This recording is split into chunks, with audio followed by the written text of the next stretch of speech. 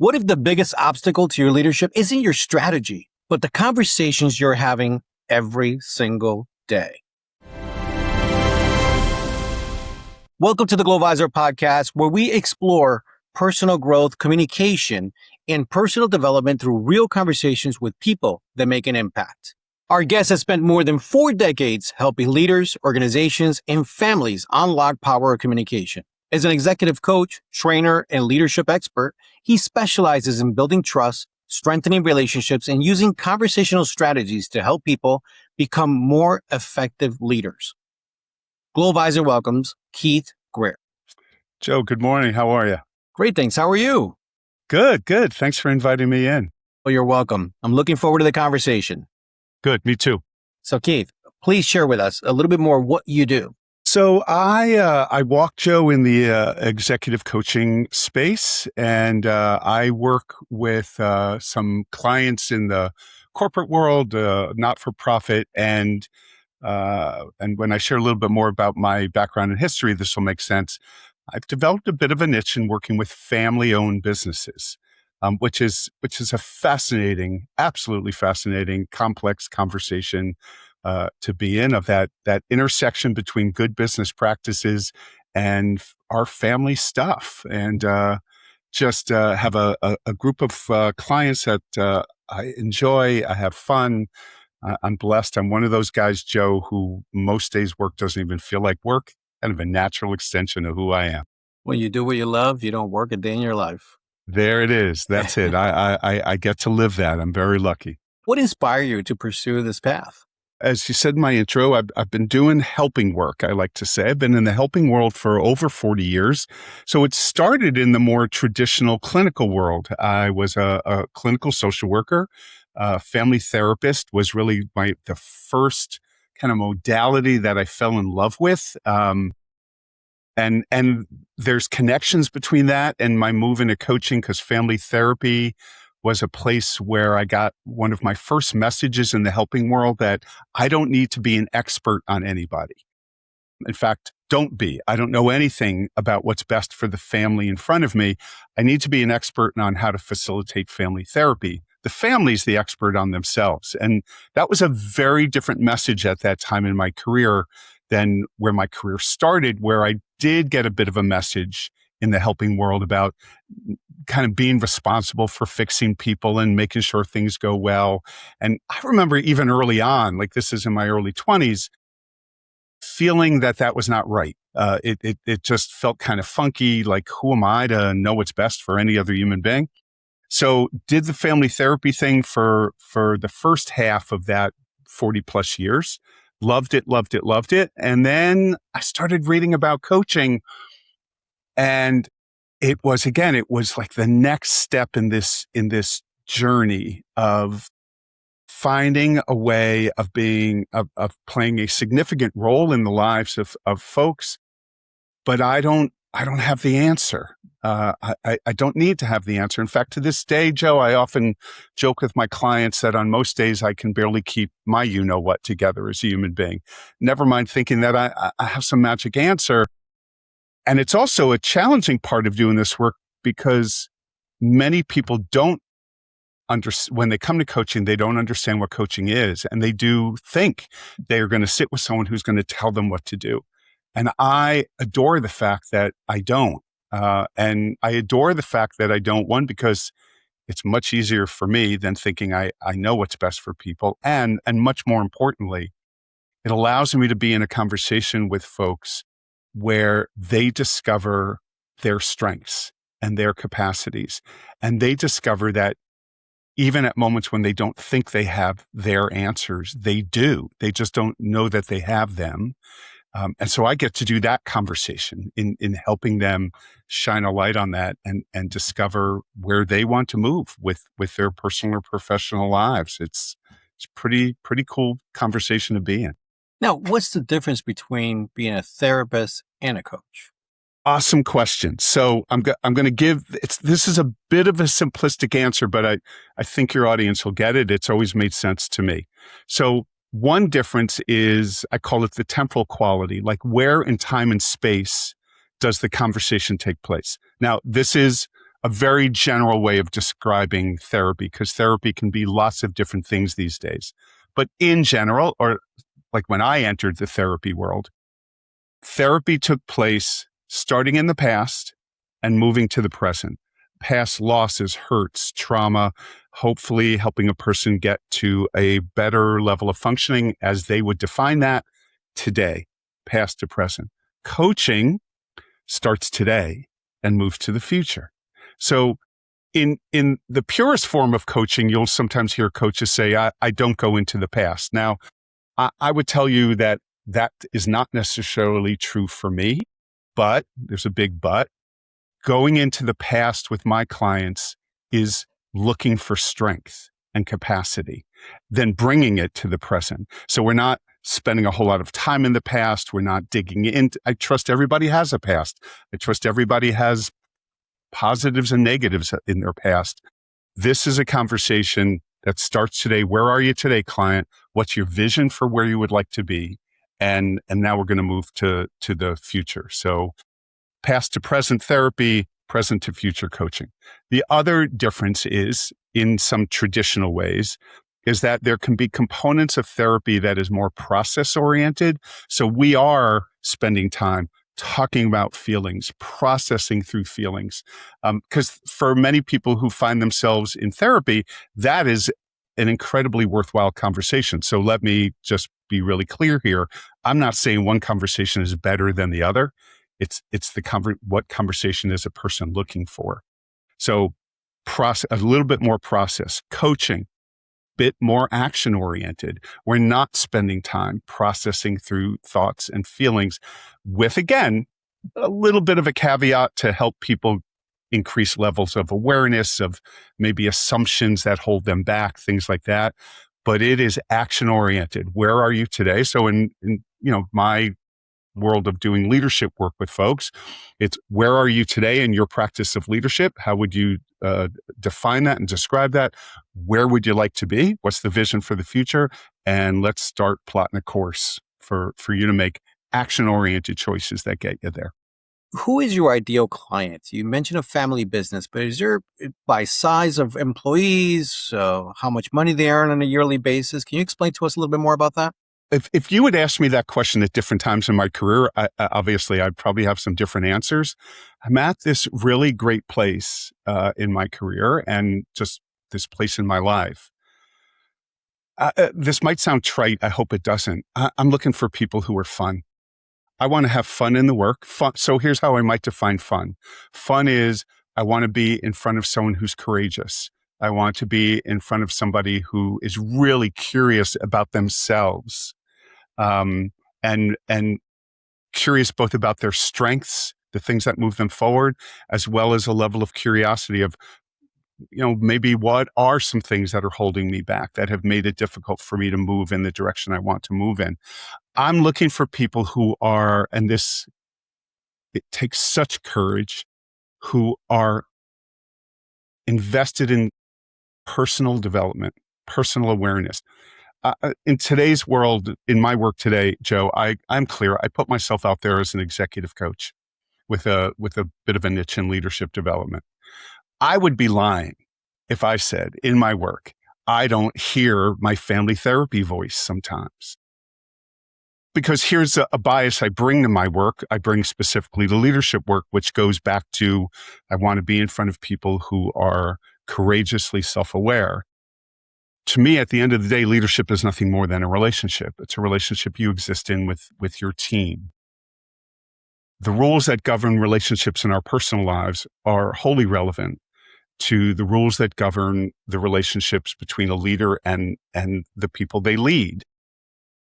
My experience with leaders, if I think of times where, let's say,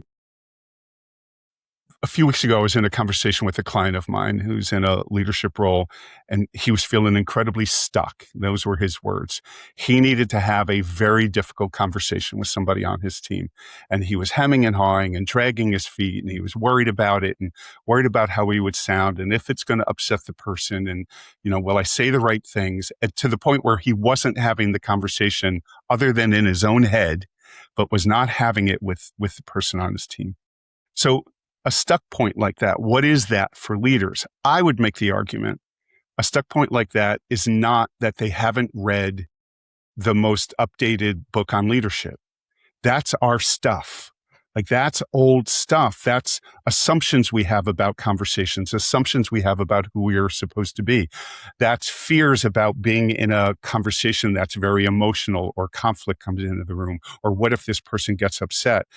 Those are some tapes and narratives that for most of us go back pretty far. Now, again, some have said to me, but Keith, then aren't you just describing therapy? I would make the argument, good coaching that challenges people to look at assumptions and gain awareness sometimes does skirt the therapy world. And I'm pretty comfortable with that. And I believe that the most powerful leaders are people who have not read all of the leadership books. They are people who are very self-aware, invest a lot of time and energy into looking at that part of themselves, being curious about that part. Man, if you can get me that person, I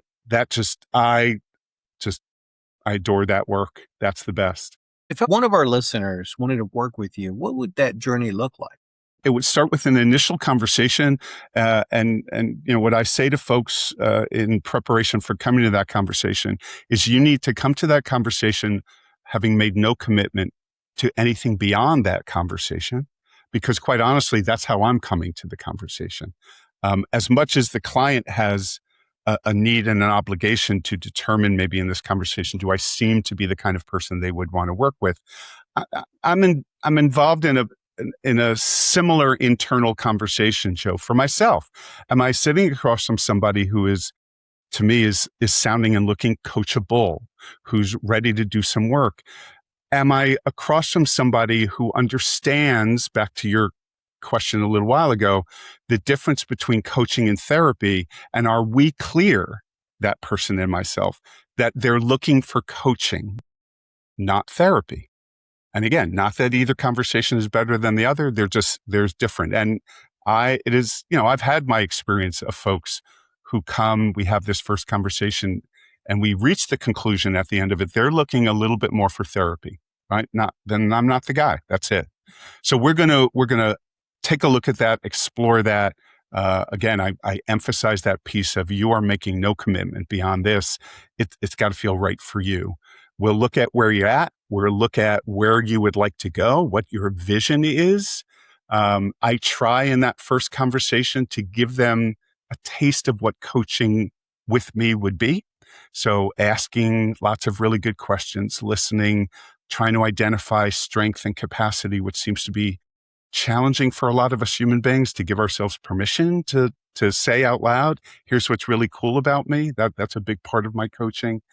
And then I always end that first session giving people permission to do a couple of different things. If this feels like a good fit and you want to get moving, let's. If this, doesn't feel like anything you want to do, I will not take it personally. This is too important. Please say so. Or what often people do is, listen, go away, leave this conversation and give yourself a few days to mull it over. And if you let me know whether you want to hire me or not. So that first conversation is an incredibly important part of determining, are we going to coach together? And if we are, how to get that process started. Now, can you share a client success story that illustrates a little bit of the transformation your work has created? There is a woman that I have worked with. She's an employee of a company that I do a bunch of coaching for. And in this company, I have developed and facilitate. In fact, tomorrow I'm starting another cohort.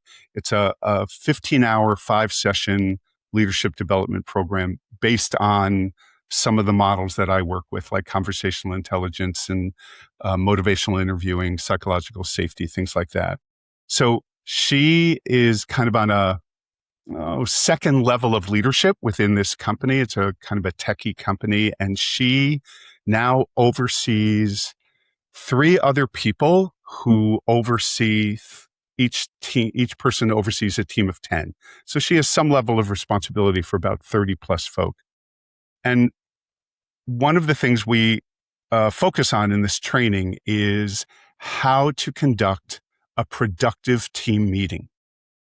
This is again my bias, Joe, but man, so many team meetings in companies are an absolute waste of time. They're a waste of time. Could send it off in a memo or an email. Nobody is attending to levels of trust in the room, or are we even in the same conversation? And so you spend 50 minutes and people leave. And the evidence for me that the group conversation wasn't very productive is how often after those group conversations in the days following are there the water cooler conversations, right? Little groups of 2 or 3 saying, oh my God, what a waste of time that was. And, Keith said, we're going to be doing this and nobody asked me and I have more than enough on my plate.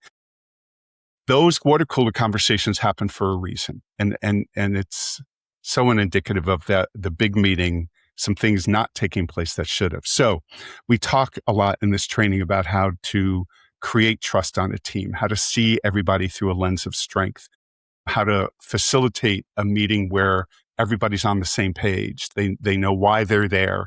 It feels good. How, as leaders, to always make sure that you are voicing appreciation and value.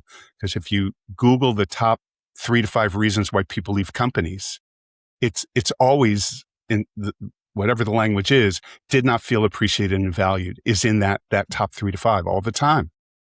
So we talked a lot about this. And I remember at the time she was going through the training, it seemed to really resonate with her.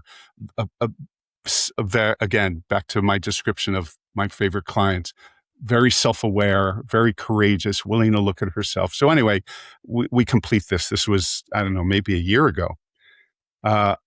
So I get a call from her a couple of months ago at the start of the summer, wanted to meet with me again. And what she shares with me is she went back and started facilitating these group meetings. Once a month, the team gets together. They use it for planning. They use it to celebrate, to connect. Those meetings are going so well. She is getting such positive feedback. There is such a positive tenor of the interaction of the people on her team that the company, it's a company of about 500 people, the company came to her and said, we want you to do an in-service with all the other people in the company at your level of leadership on what the heck you're doing. Because what we're hearing from the people on your team is they love these monthly meetings, where across the company, they hear the opposite most of the time, what a waste of time they are.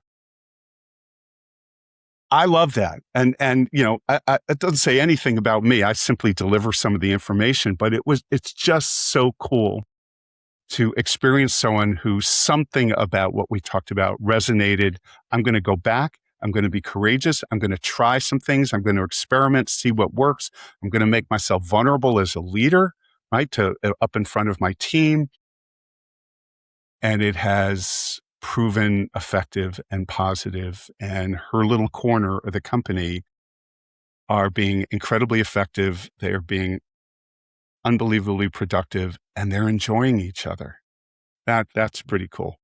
Going back to something you mentioned, during these cohorts, you explore a few different models. Can you explain them in maybe a short example for each? Sure. So the training and much of my work is built on a foundation from a modality called conversational intelligence.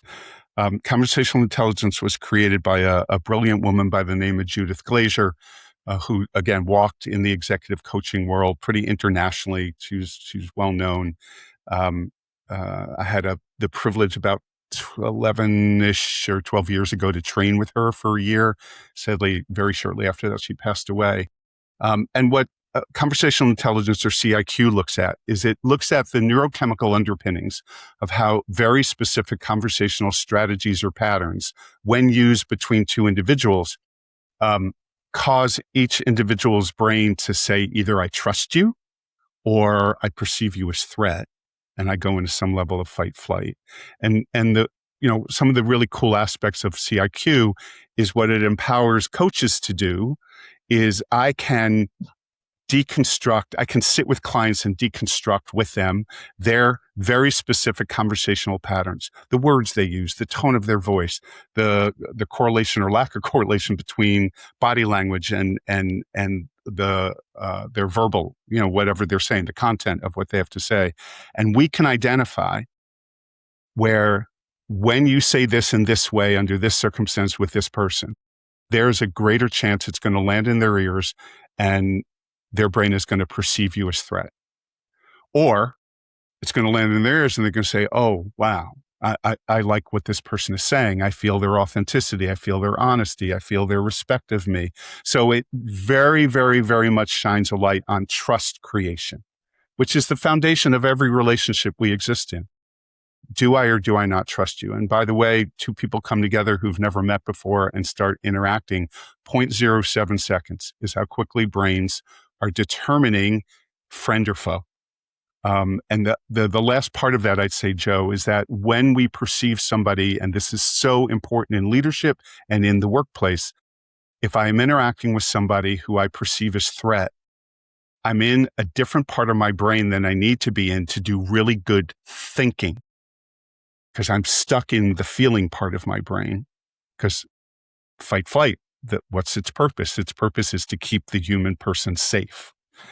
So if we want people to be doing their best thinking in the workplace, that only happens if they're interacting with people where there is a great level of trust. So conversational intelligence is in there. Psychological safety, the concepts from there of, again, that's where you get some of our need to voice appreciation and value. Not appreciation and value because of what a person can do in their job, appreciation and value because that's what human beings deserve. And when they are offered that, they flourish, right? So what are some things to keep in mind? Like it's their first day of work, they're new on the team, right? How do I, as the leader, or how do I want to support the other people on the team in interacting with them to bring appreciation and value into the picture?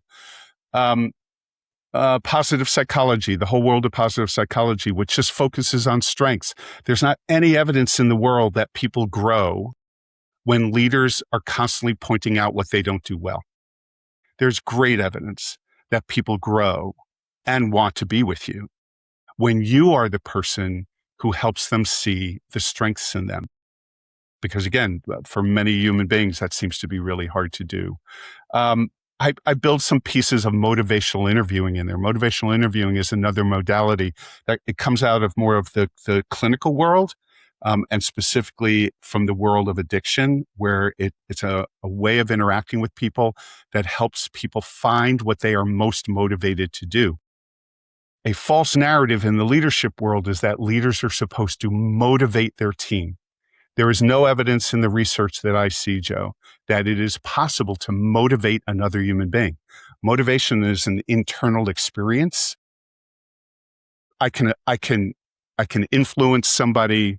I can inspire, maybe, but we need to help people find where they're most motivated. The challenging part in leadership is sometimes we have people on our teams where they're motivated is not where we would love them to be, but you cannot inject a person with motivation that they decide on. So motivational interviewing, or MI, is a modality. It's a way of interacting, asking questions, being curious, that helps people identify where they are most motivated to either move or do things or change. So just building in a lot of different things that at the end of the day, bring a focus on trust and relationship. So in that last one, the interviewing is being conducted by the leader in order to find out what the team member is motivated by. That's right. Right. So I'll give it here's an example. You have someone on your team who's coming late to work. Now, it's interesting in the work world because there are some realities in the work world, like you can't keep coming late to work, right? Or you run the risk of maybe losing, your job. So that's there. But the threat of things like that isn't necessarily what motivates people. And so instead of sitting with that person and saying, you need to be there on time and this is going to happen if you don't, it's a way of interacting with them that gets curious with them about how they see the world, about what might be playing a role in them being late to work, and how they're making that decision, maybe in the morning, about what decision they would be ready or not ready to make to alter that. Because at the end of the day, you need to come to work on time. It would be taking a stance instead of saying you have to come to work on time. It might be at the end of that conversation, taking a stance of me saying something like, you know what, Joe, I so value you on my team, right? You bring this, this, and this. I got to be honest with you. I'm worried. I'm worried that if you don't make some different decisions, it could impact you staying here with this company. But you know what? At the end of the day, Joe, it's your call. What motivational interviewing recognizes is a reality, which is we cannot control any other human being. We like to think we can. And I would argue that a good portion of human unhappiness, personally or professionally, emanates from people trying to control things they can't, namely other human beings. We cannot control other human beings. Not possible. We can take care of our own stuff. And so motivational interviewing, along with some other aspects, I would argue it honors reality. I can't control you. If you want to keep coming late to work, you can. I mean, I can't, I have no control over that. I can engage with you. I can try and connect with you, build our relationship, help you take a look at, maybe what the pros and cons are of this decision. But I will always honor your call, human being. And I think we would be in much better places if we stopped trying to control. Now, if listeners remember only one thing from today's conversation, what do you hope that message is? Trust, that we go nowhere. And Joe, if we take it out of the leadership world and out of the world of work, all we have to do in our society today is look around at the tenor of conversations that are taking place societally. It's horrible, right? It's horrible. We don't trust each other. If I run into you and you think differently than me, it's not just that we have different perspective. We demonize each other, judge each other, and then what happens is we push, right? So I'm going to convince you, Joe, to see the world as I see it because you see it wrong.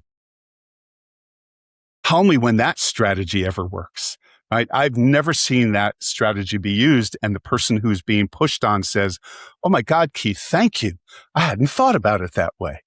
It never works. It just helps people kind of dig in their heels and deepen into their belief. And everything about how we function in any relationship we're in our personal life, professional life, as a leader, the dinner table with friends and family who maybe see the world differently than we do, starts and ends with trust. And what we have a level of knowledge now, especially in the brain science world, of very specific strategies that will engender trust or won't. And we can use those. We can use those in every single relationship we're in. We just have to be willing in that to go all the way back to where our conversation started today, to look at ourselves. If you and I have a conversation that goes south, if we both walk away from that conversation and believe it went south because the other person was to blame, we're done. If we walk away from a conversation that didn't go well, or every time I interact with you, Joe, man, I just have this reaction to you. I don't even know where it comes from. If I can respond to that by getting curious, what is that for me? Where's that coming from for me? Then we have a chance. Right? Then we have a chance to find some ways to foster trust between us, and our conversations, our interaction, our work together, our time together will be much more positive and productive. That's a great message. Now, where can our audience connect with you, learn more about your work, and continue this conversation? So if people are interested, they can find me on my website. It's keithgreercoaching.com. Or my email is keith@keithgreercoaching.com. And what I'd like to throw out to your audience, Joe, is if there's anyone, listening and any aspect of this resonated with them and they think it might be worthwhile having a conversation, to the first 5 of your listeners who reach out to me, I would be more than happy to schedule a time. No fee, no commitment whatsoever. We can look at how maybe some of this CIQ or some of these other modalities could help them at work or again in their personal life, wherever.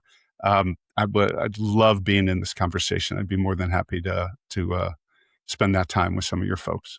Thank you for the offer, and thank you for joining us. We really appreciate your time. Joe, thanks for inviting me in. I enjoyed our conversation. You're welcome. Thanks everyone for joining us. If this episode inspired you, share it with someone who needs it. And don't forget to follow the Glovisor Podcast for more conversations that make an impact. Till the next time.